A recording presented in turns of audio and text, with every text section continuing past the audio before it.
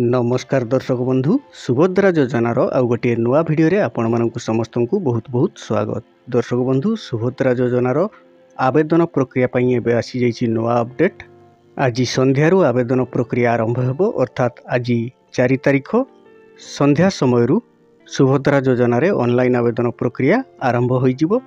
समस्त जनसेवा केंद्र एवं मो सेवा केंद्र रे आपण माने आवेदन करि परिबे। तो दर्शक बंधु अनेक हिताधिकारी अंगनवाड़ी केन्द्ररू सुभद्रा योजनार आवेदन फॉर्म नहीं आसी जो मैंने अंगनवाड़ी केन्द्ररू आनी फॉर्म टी निर्भुल भाव में पूरण करने को पड़ो। एथिपाई आपणको आपणकर राशन कार्ड थिले मध्य चलिबो नथिले मध्य चलिबो। राशन कार्ड रो एथिरे जरूरी नहीं तो केवल आपणकर आधार नंबर जरूरी। तो दर्शक बंधु पूर्वर आपण अनेक यूट्यूब चैनल रे वीडियो देखिथिबे जो मानकर आधार नंबर सहित मोबाइल नंबर लिंक नहीं से माने आवेदन करें नहीं।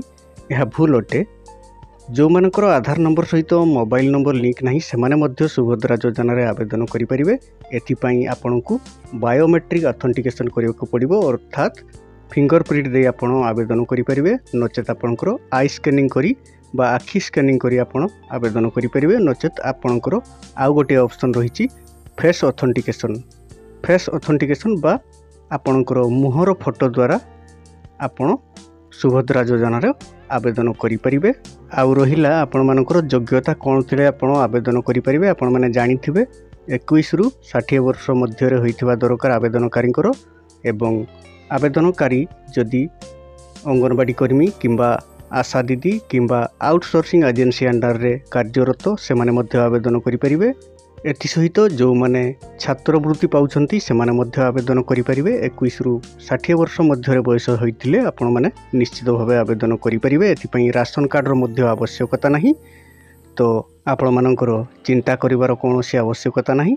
आज संध्या समयरू सुभद्रा योजना रे ऑनलाइन आवेदन आरंभ हेबो। एथिपई आपणको जनसेवा केंद्र किंबा मो सेवा केंद्र रे टंका पड़िबो नहीं। जो जनसेवा केंद्र रे आपणको टंका मागिबे आपण टोल फ्री नंबर रे जोगाजोग करी तांकर बायोडाटा देई तांको नाम रे आपण अभियोग करि परिबे।